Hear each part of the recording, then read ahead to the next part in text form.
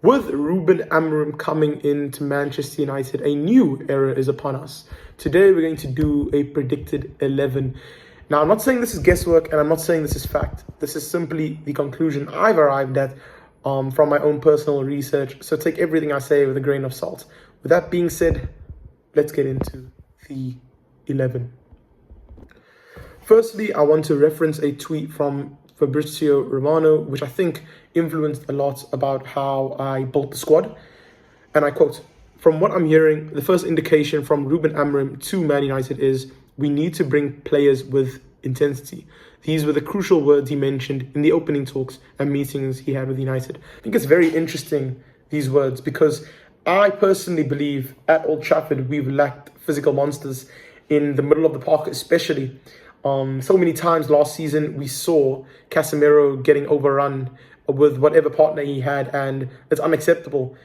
The press was getting easily passed through, and in general, we need more athleticism at Old Trafford.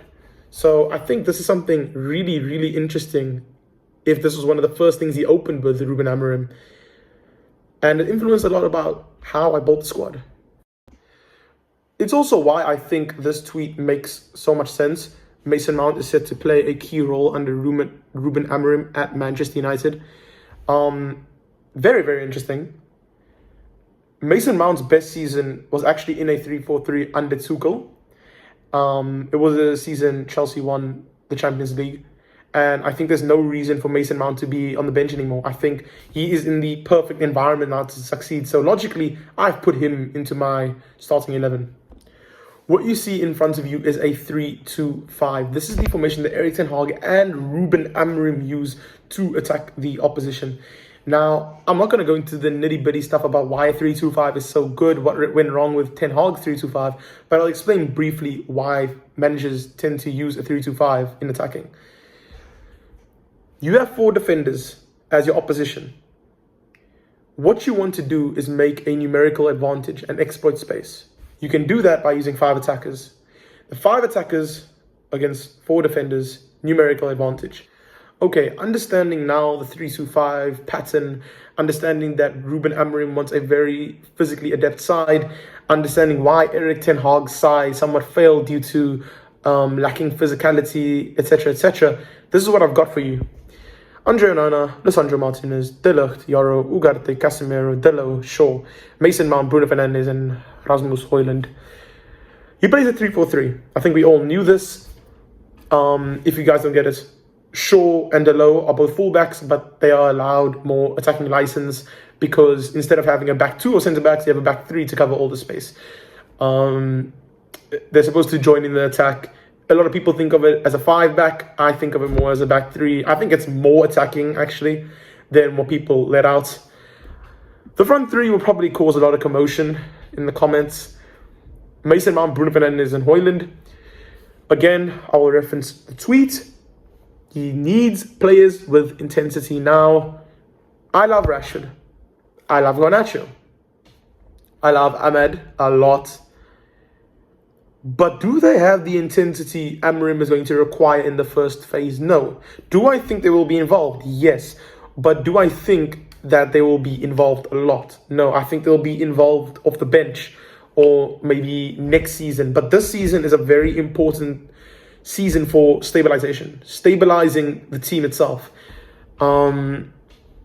That's why I just don't see Marcus Rashford maybe going into that Mason Mount role or Amad Diallo going into that right attacking mid role. I don't see it. I think Rasmus Højlund is guaranteed. He's stylistically the most similar to Gyökeres out of him, Rashford and Xerxes. I think it's a given he'll start. Shaw is going to be interesting, but again, this is assuming everybody is fit. People will question maybe Lenny Yaro. Lenny Yaro is our best centre-back. I'll probably make a whole nother video on why he's our best centre-back, but he is by far our best centre-back with the most potential. There's a reason why Real Madrid wanted to sign him. Yeah. People might get worried about the Ugarte Casemiro pivots. I'm not worried about it. Personally, because again, Casemiro works best in a pivot and Ugarte works best in a pivot. Ugarte is not a number 6, he's a number 8. Profiling wise, I think a lot of people have profiled him incorrectly. He is an 8 in a 2 Casemiro is a 6 and a 2 now due to his age. I think he could do a job in his first season under Ten Hag because he was an athletic freak, but as his age, increased, his ability decreased. How does look in attack? Well, I'll show you. Basically, Shaw goes up, Mason Mount stays here, Bruno Fernandes stays here, Dalot goes here. And it's a 3-2-5 like this. Basically, the midfielders just push up, and because already a back three, no one needs to invert. Simple as that.